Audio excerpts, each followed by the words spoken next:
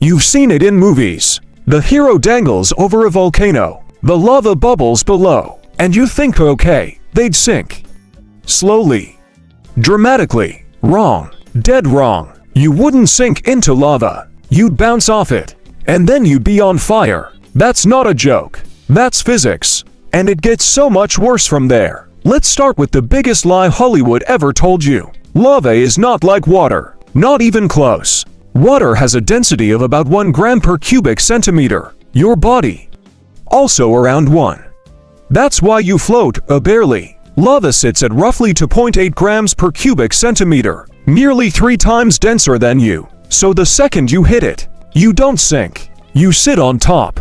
Like a marshmallow dropped on concrete. Except the concrete is 2000 degrees Fahrenheit. Now here's where it gets brutal. The moment your feet make contact, not a second later, your shoes vaporize. Not melt. Vaporize. Your skin begins to char in milliseconds. And here's the part nobody talks about. Before you even feel it, you're breathing the air directly above active lava. It's filled with sulfur dioxide, carbon dioxide, hydrogen sulfide. One deep breath, and your lungs start to blister from the inside. So you'd be burning on the outside and suffocating on the inside at the exact same time. Let's slow down for a second, because lava is genuinely one of the most extraordinary substances on Earth.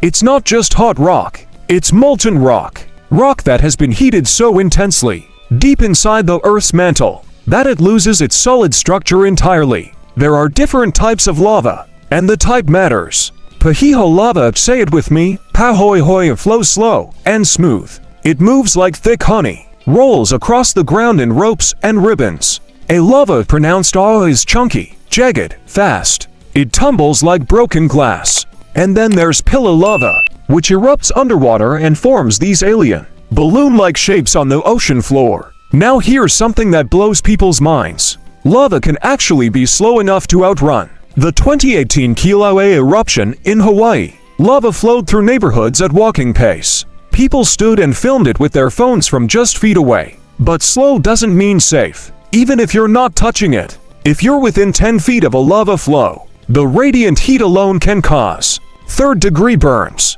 Think about standing near a bonfire. Now multiply that by 50.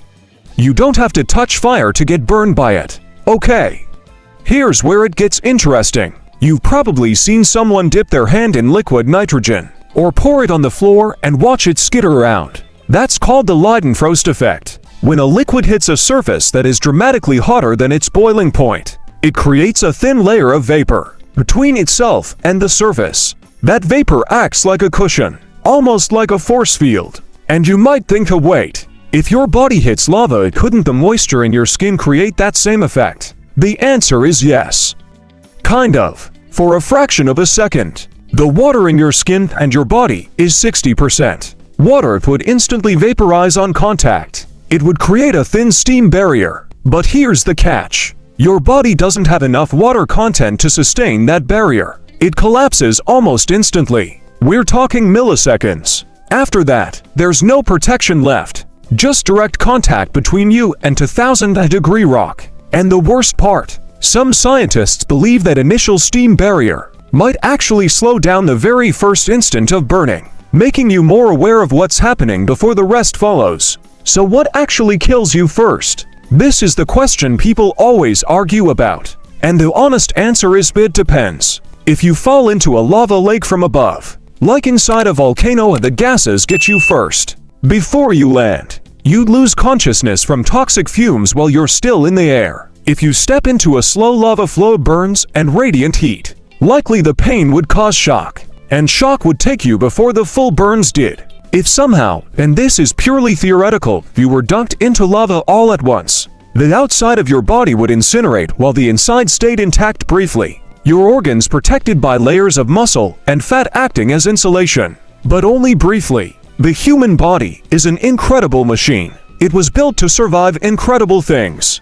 But lava is not one of them. Here's something that puts it in perspective. The hottest recorded fever a human has ever survived. 115 degrees Fahrenheit. Lava starts at around 1300 degrees. Goes up to 2000 to 100.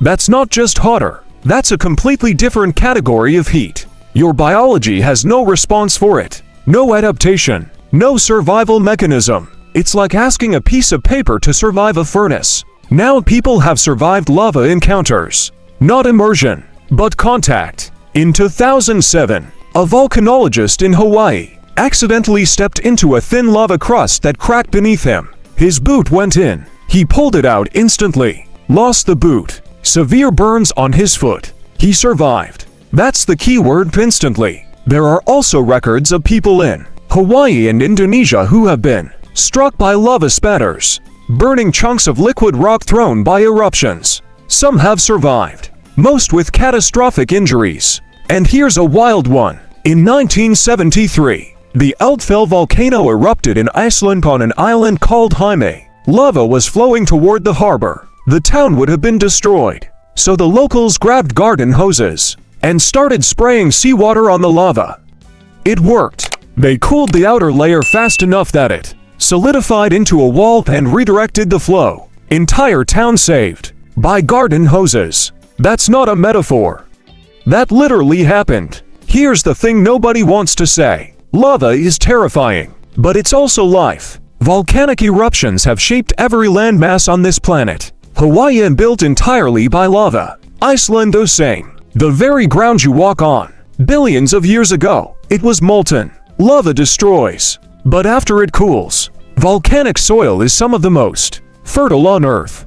Civilizations built themselves on it. Pompeii sat next to Vesuvius because the farming was extraordinary. They knew the risk. They stayed anyway. There's something deeply human about that.